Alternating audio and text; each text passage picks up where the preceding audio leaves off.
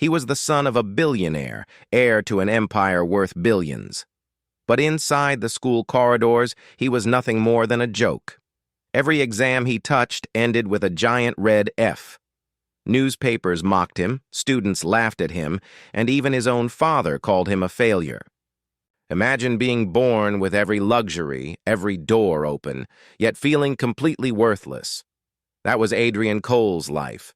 But one night, he met a man nobody ever noticed, a janitor.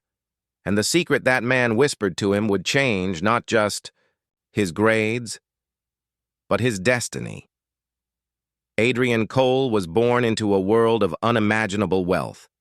His father, Richard Cole, was a self-made billionaire whose steel empire stretched across continents. To the world, Richard was a symbol of power, ambition, and brilliance. To Adrian, he was a shadow impossible to escape. Reporters called Adrian the Prince of Steel, and every time he stepped outside, cameras flashed. People assumed his life was perfect, but beneath the expensive suits and private schools was a boy drowning in shame. Adrian was failing, not just a little, but completely. Every exam he took came back with a big red F. Every tutor his father hired gave up, shaking their heads in frustration. Students mocked him openly, whispering in hallways, "That's the billionaire's son, but he can't even read properly." The humiliation was unbearable, but nothing crushed him more than his father's disappointment.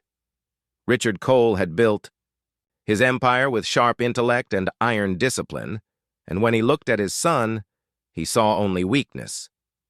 "You are my greatest failure," Richard spat one evening at the dinner table, his voice cutting deeper than any newspaper headline. Adrian wanted to scream that he was trying, that the numbers blurred, that words danced out of order. But he stayed silent. His father didn't want excuses. He wanted results. And Adrian could never deliver them. One evening, after another disastrous exam, Adrian wandered through the vast marble halls of his mansion. His tie was loose, his uniform wrinkled, and his hands shook as he held his latest paper. Another F. He felt like the walls were laughing at him. That's when he saw him. James Carter, the janitor. James was an elderly black man who had worked quietly in the mansion for years. No one paid him any attention. But that night, James noticed Adrian's trembling hands. "Evening, young master," James said gently, leaning on his mop. Adrian nearly walked past, but something in James's tone stopped him. It wasn't judgmental. It wasn't mocking. It was kind. "I'm useless, James," Adrian whispered, his throat tight. "No matter what I do, I fail." James studied the boy carefully, his eyes calm and wise.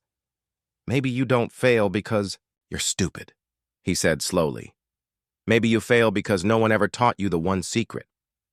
Adrian frowned. "What secret?" James gave a faint smile. "The secret of learning."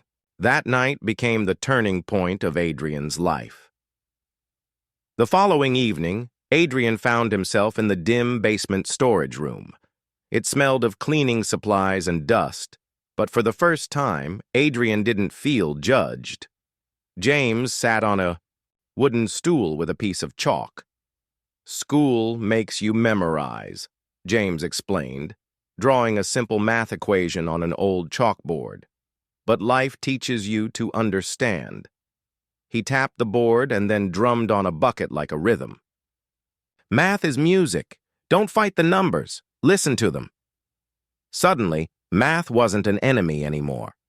Adrian began to see patterns like music flowing in numbers. Next came history. James didn't recite boring dates. He told vivid stories of kings, rebels, and wars. "History is people," he said. "If you feel their pain, you'll never forget their names."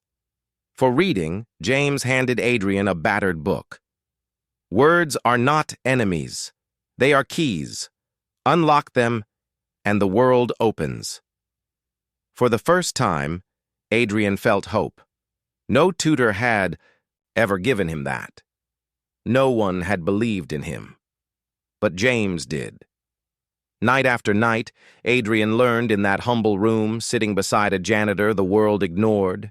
Weeks turned into months, and Adrian's confidence grew. His grades began to improve, not drastically at first, but enough for him to notice. He wasn't failing as badly. He started answering questions in class. For the first time, he didn't dread school. But Richard noticed the small change, too. One morning, he studied his son carefully. "You've stopped failing as badly," he said suspiciously. "Who's helping you? Another tutor?" Adrian's heart raced. If his father found out, James would be gone. "Just studying harder," Adrian lied. But secrets don't stay hidden. One afternoon, Richard's chief of staff saw Adrian sneaking into the storage room. That evening, Richard stormed in, his expensive shoes echoing on the stone floor. He found Adrian sitting beside James, a chalkboard filled with scribbles between them. Richard's face darkened.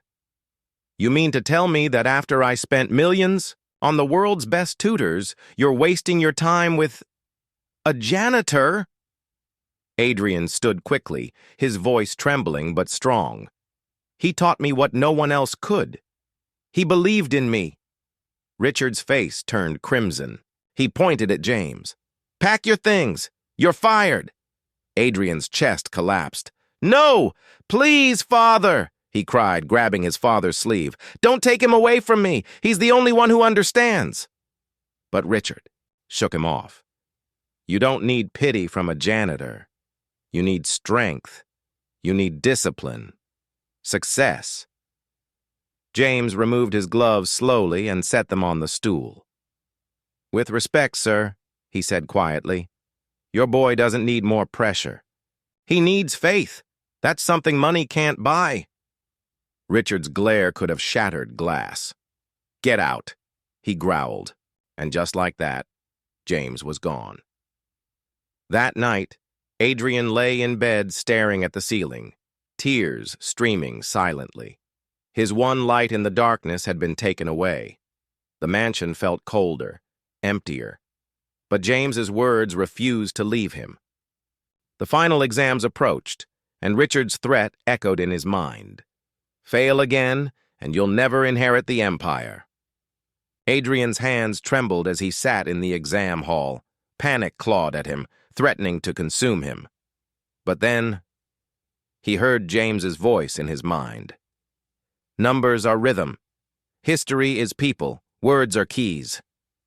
His breathing steadied. He wrote. He solved. He remembered. For the first time, Adrian felt control. Days later, the results came. Adrian had passed. Not just barely, but with better grades than anyone expected. Teachers were shocked. Students were silent. For once, the newspapers didn't mock him. They praised him. But the greatest shock came at home. Richard stared at the report card in disbelief. This is impossible. How?" Adrian's voice was calm. "Because James taught me to believe in myself." The name struck Richard like a hammer. For the first time, he realized the truth. His billions, his tutors, his strictness, none of it had worked. But a man he never valued, a janitor, had saved his son. Weeks later, Richard called James back. The old janitor returned, humble as always, mop in hand. Richard's voice broke. "I owe you more than I can repay. You didn't just teach my boy, you saved him." James shook his head gently. "I only reminded him he wasn't broken. Sometimes that's all a boy needs." Years passed. Adrian grew into a confident, wise young man. He no longer carried shame, but purpose. And when he inherited his father's empire, his first act wasn't to expand wealth or buy more companies. Instead, he opened the Carter Foundation, a school for underprivileged children, built in honor of the janitor who had saved him. On the day of the inauguration, standing on the grand stage before thousands, Adrian spoke words that silenced the crowd. "I was once called the dumbest heir alive. he said, "but a janitor taught me the greatest secret, that every mind has value, if only someone believes in it." The crowd erupted in applause. Cameras flashed. But in the back row, James Carter sat quietly, smiling. He had no crown, no fortune, no fame. But he had changed history. And Adrian knew that his greatest grade in life wasn't an A, it was James.